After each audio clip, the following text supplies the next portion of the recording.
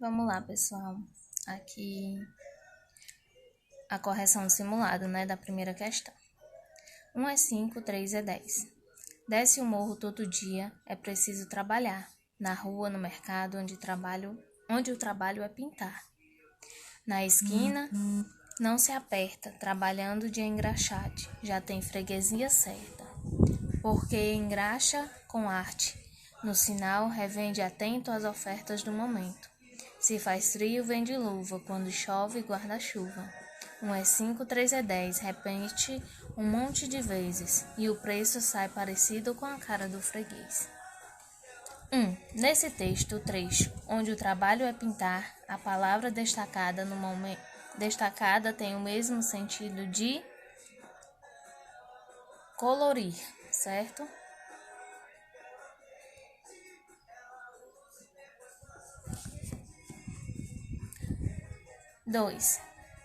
Texto 2. A borracha. Você sabia que antigamente se usava a borracha natural para fazer pneus? Você sabe o que é borracha natural? A borracha natural é um material elástico. Isso quer dizer que se apertarmos, dobrarmos, esticarmos, ela sempre volta à sua forma natural. Além disso, é um material muito resistente, não se rompe facilmente. Por estas qualidades, a borracha natural era ideal para a fabricação de pneus. A borracha natural é fabricada a partir de uma substância chamada látex. O látex é um líquido branco que sai do tronco de uma árvore chamada Hevea brasiliensis. Para extraí-lo, se faz um corte no tronco e se coloca uma vasilha que cai de gota em gota. A principal região produtora da borracha natural da atualidade é a Malásia, no continente asiático. A borracha natural era utilizada para fabricar os pneus dos primeiros automóveis. Hoje é utilizada para fabricar alguns tipos de solas de sapatos, chupetas e bicos de mamadeiras, luvas cirúrgicas, entre vários outros usos. É muito útil. A finalidade do texto é fazer uma propaganda, informar o leitor, noticiar um acontecimento ou vender o produto. Nessa questão, a resposta correta é informar o leitor, certo? O pastor e seus carneiros. Um pastor levou seus carneiros para uma floresta de carvalhos. Sob uma enorme árvore cheia de frutos, ele estendeu seu casaco, depois subiu para sacudi-la, e assim os frutos caíram. Mas os carneiros comeram indistintamente as bolotas e o casaco.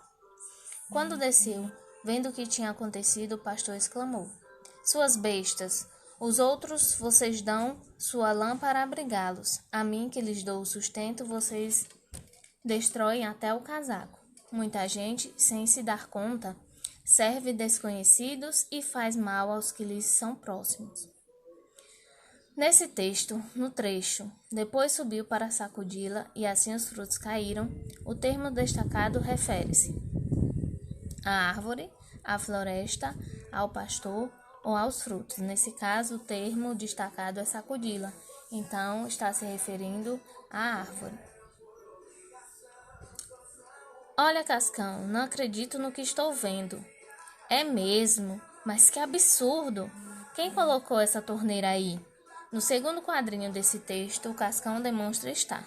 Então, nessa questão, além de nós prestarmos atenção no texto, nós temos que observar as imagens. Então, pela expressão do Cascão, nós podemos ver que ele está bravo.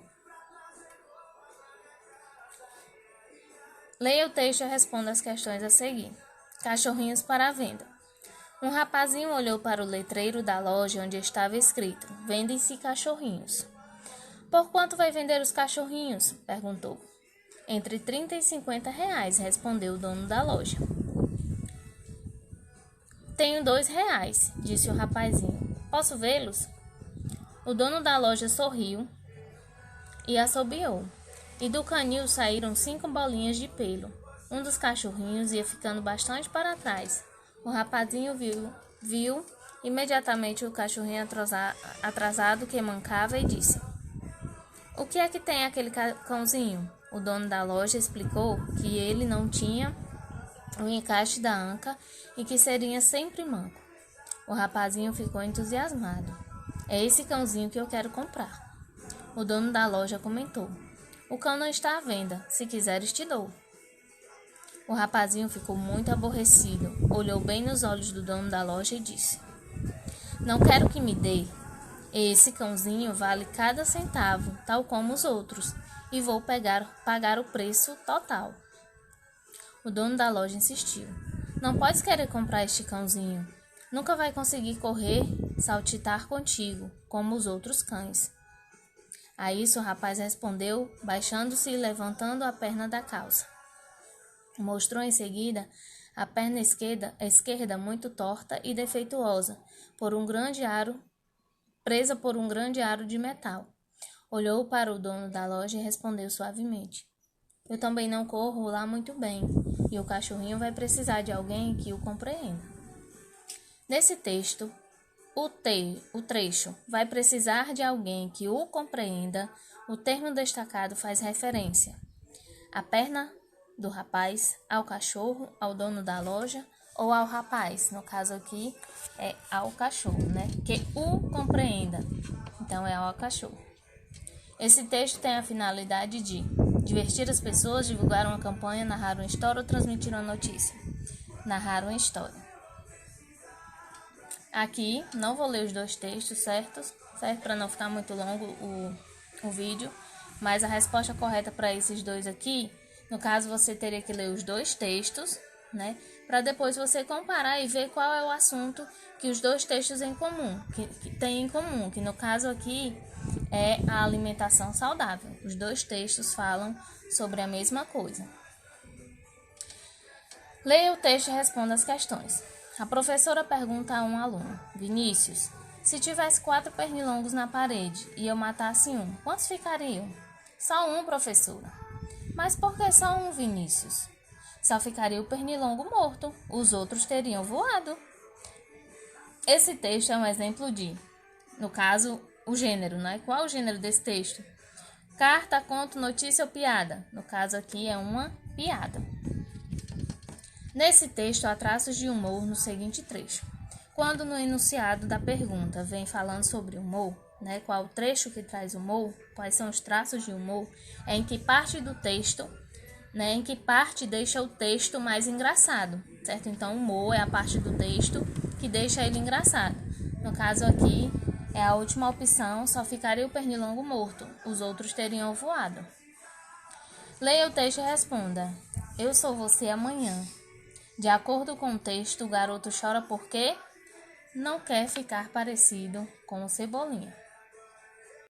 Vamos lá, continuando. Este pequeno mundo. Sei que o mundo é mais que a casa, mais que a rua, mais que a escola, mais que mãe e mais que pai. Vai além do horizonte que eu desenho no caderno.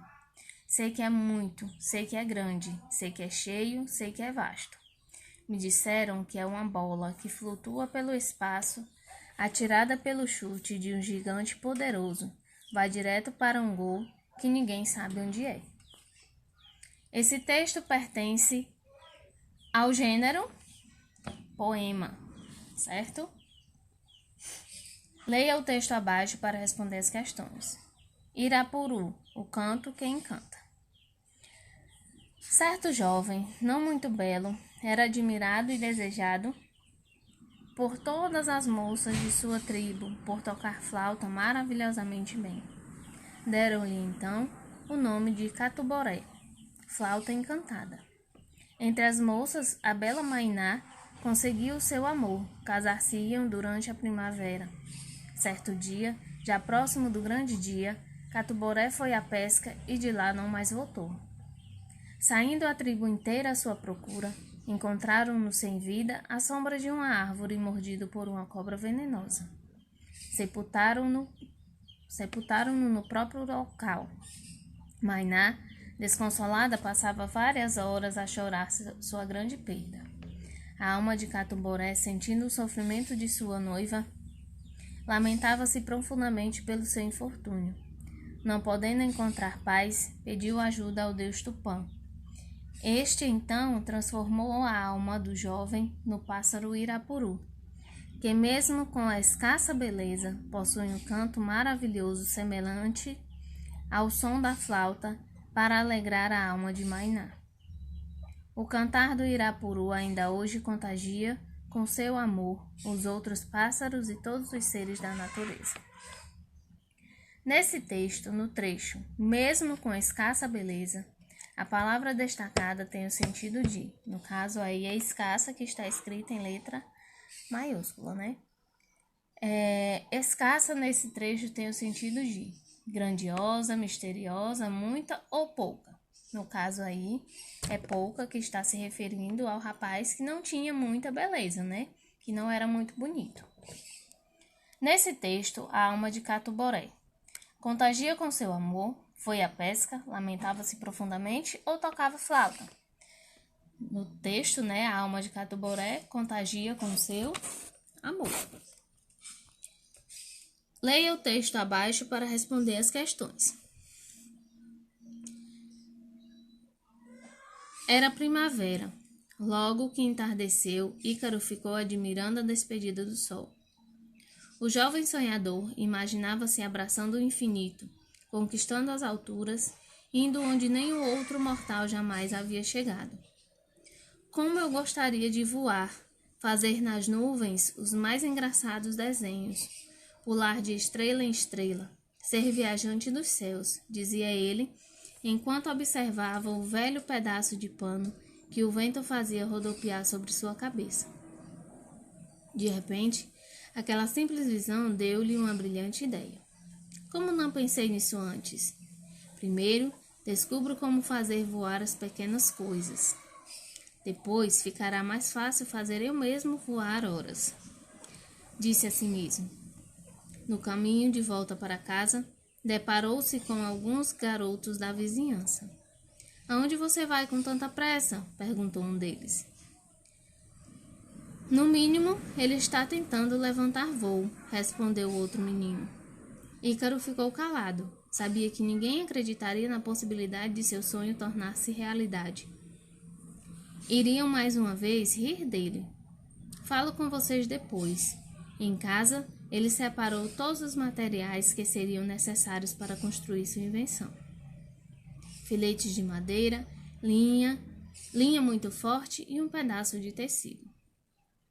Nesse texto, no trecho, como eu gostaria de voar, ser um viajante dos céus. O ponto de exclamação no final da frase indica arrogância, desejo, dúvida ou insegurança. Nesse caso, o ponto de exclamação está indicando um desejo. Esse texto tem a finalidade de convencer o leitor, informar as pessoas, narrar uma história ou notificar um acontecimento. Esse texto tem a finalidade de narrar uma história. Leia o texto abaixo para responder as questões.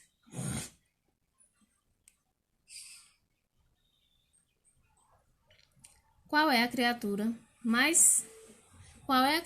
viva mais antiga da Terra? É uma árvore milenar, a Pinus aristata, um pinheiro nativo dos Estados Unidos. Os cientistas já conseguiram determinar que essa vovó do mundo vegetal pode viver por mais de 4.000 anos.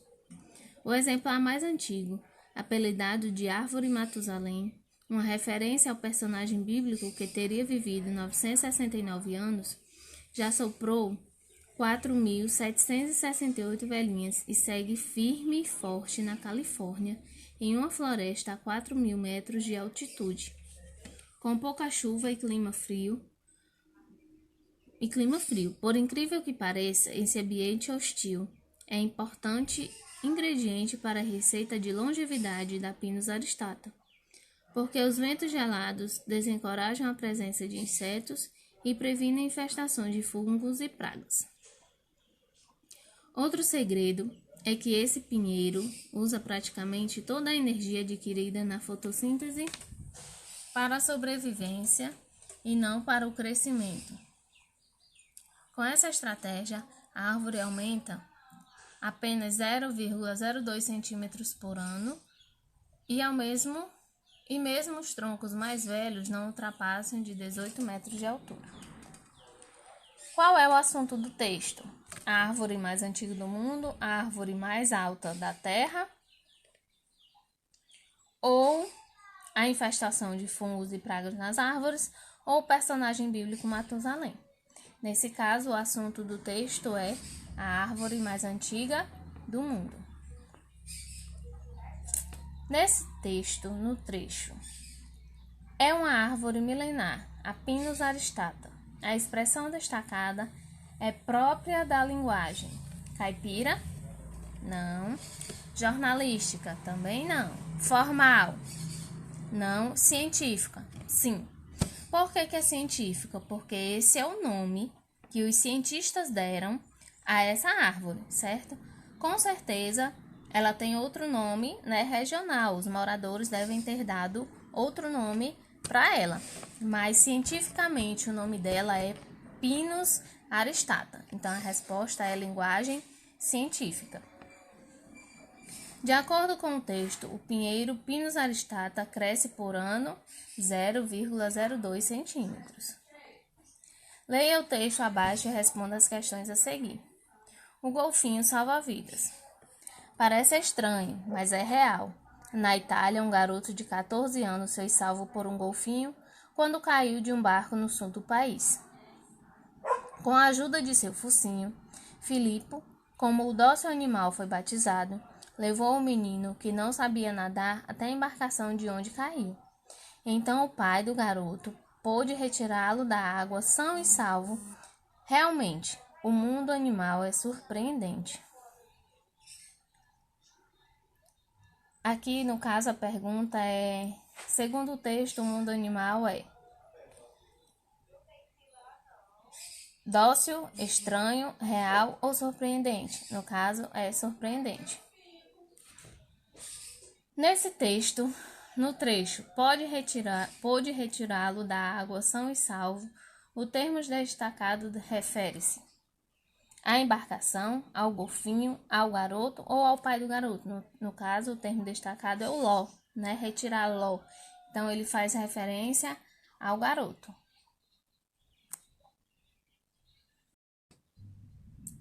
Leia e responda. Preguiça. O bicho preguiça é um animal que apresenta como uma das suas principais características lentos movimentos, o que é lembrado até mesmo pelo seu nome. Também apresenta longas garras que o auxiliam a subir nas árvores, onde eles passam praticamente todo o tempo. Alimentam-se principalmente de folhas e apresentam baixo metabolismo. Os filhotes já se alimentam de folhas desde a primeira semana de vida, embora a amamentação dure as 4 primeiras semanas de vida.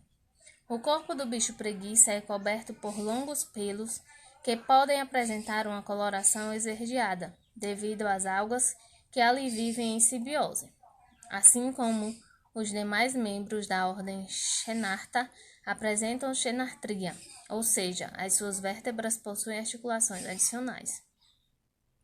O bicho preguiça é um animal solitário. Após a gestação, que pode durar até 6 meses, o filhote permanece junto à mãe durante os primeiros 6 meses de vida. Em seguida é deixado, a mãe busca outro local para viver e o filhote passa a viver sozinho. Esse texto fala principalmente sobre a alimentação do bicho preguiça, as características do bicho preguiça, as espécies de bicho preguiça no Brasil ou o tempo de gestação do bicho preguiça. No caso, aqui é o assunto do texto, né? O texto fala sobre o quê?